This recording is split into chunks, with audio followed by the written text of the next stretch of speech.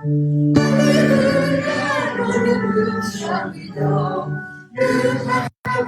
of eternal life. Hallelujah, hallelujah. The Holy Gospel according to St. John, the 15th chapter. Glory to you, O Lord. Jesus said, as the Father has loved me, so I have loved you. Abide in my love. If you keep my commandments, you will abide in my love, just as I have kept my Father's commandments and abide in his love.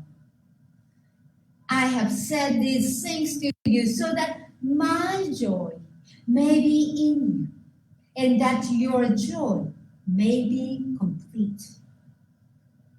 This is my commandment, that you love one another as I have loved you. No one has greater love than this, to lay down one's life for one's friends. You are my friends, if you do what I command you. I do not call you servants any longer, because the servants does not know what the master is doing. But I have called you friends, because I have made known to you everything that I have heard from my Father. You did not choose me, but I chose you, and I appointed you to go and bear fruit that will last, so that the Father will give you whatever you ask him in my name. I am giving you these commands so that you may love one another. The Gospel of the Lord. Praise to you, O Christ. You may be seated.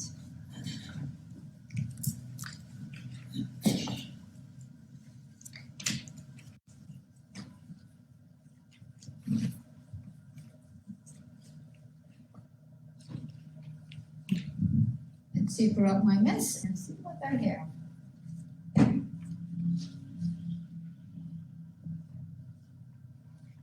Jesus said to disciples in today's reading that you are my friends.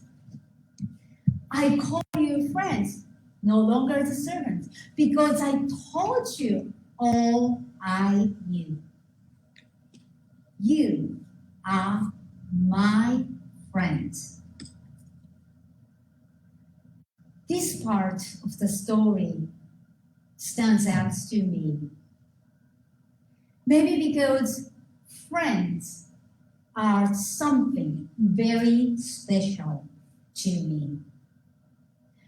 Friends are the ones who took time, lots of time, listening my frustrations over the phone. And friends are the ones who are always there for me, even though I often forget to reply their email messages. But they are there for me whenever I go home back in Japan. They are there for me. Friends mean a lot to me, and I suppose you have friends who are treasures in your life. I can imagine to think about the friend who cheer you, who share the joys and your holy angers, the friend who challenges you, and also is leaving. He can catch up with what I wrote. And the friends Imagine a friend who embraced your sense of humor without any judgment. Those are the friends. That's the friendship. And I think the friends make our life interesting. You know, don't you have some of those lifelong or maybe the short time friends who taught you bad habits? You know, it's like questionable language, using the questionable language, or drinking too much, or like watching football all day on Saturdays and Sundays, which my husband told me. It's fun, but it's like bad habits. Bad habits, in my view, bad habits. But, friend makes our life interesting. And also, friend teaches us beautiful things. Like when you go to the beach, do you pick up shells, seashells, when you go to the beach? Do you know in the shells, sometimes there's a little holes in it, in the top of the shells?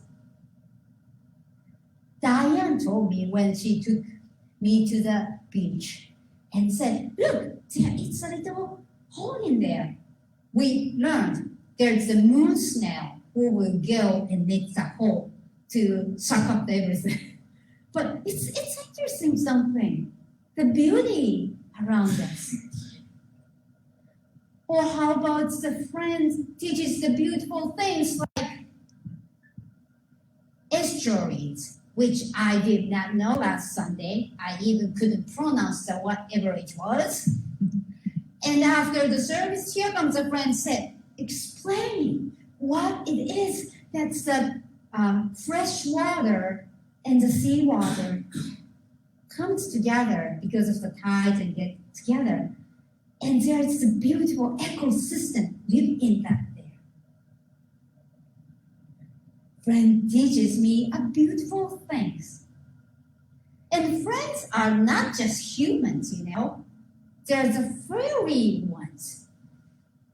Like my kitty cat and the puppies in the shelter taught me this beautiful thing that afternoon naps are good for us. They told me that it's a beautiful thing in life. Friends teaches us something the life worth living. So to me, friends are treasures. They are gifts from God to make our lives interesting, make our life worth living, and make our life very alive. So in today's reading, Jesus called his disciples his friends. You are my friends. Becoming friends of Jesus might have been amazing things and feel so honored. And it also might have been very humbling and maybe scary. Because becoming friends of Jesus meant that they were equal. Their relationship became mutual. It means that they would share their joys and their worries. their frustrations, and their passions, and their dreams, like many friends do. Jesus said to his disciples, I told you everything I knew that God the Father told me. It may also mean that he's sharing his dreams and God's dreams of healing and restoring this broken yet holy world God loved so much. Now the disciples are his friends. They would dream God's dreams together. And Jesus sent them out to bear fruit of God's love wherever they went.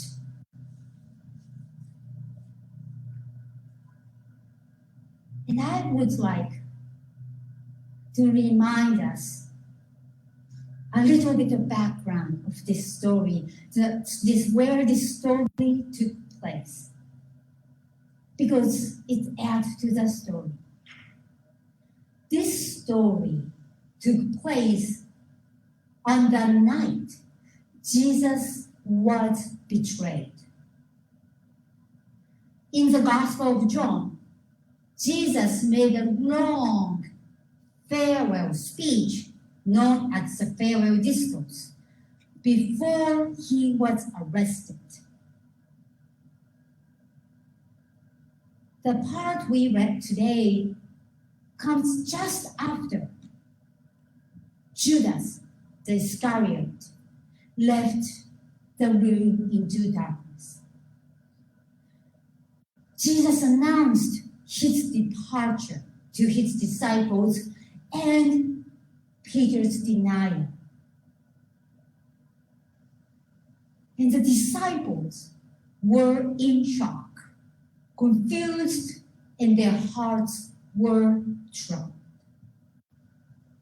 In other words, they were facing unknown tomorrow. Jesus is definitely leaving, and they did not know what comes next. And in today's reading, Jesus called his disciples, "You are my friends."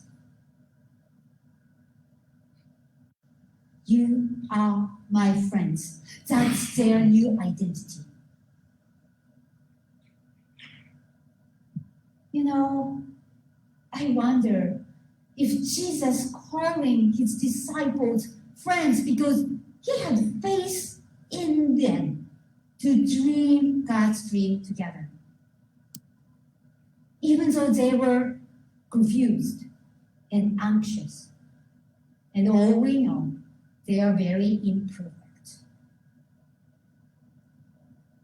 Or maybe Jesus believed in them, that they would bear fruit of God's love. That's what we call friends. Friends share dreams. Jesus called them friends. This story is maybe something speaking to us, especially we are living in this time of very uncertain, chaotic, very messy time in our lives. We hear on the news that the shooting in Allendale, which hurting the community. We are so shocked in not know what's going on. We hear on the news of the protests happening in the university in some place getting little violent. Not sure what's going on. And the wars are still going around in the world. People are fleeing for life. We do not know what we face tomorrow. And that is the time Jesus called his disciples, "You are my friends." You share the joy and sorrows. You share the angers and dreams. You share the God's dreams.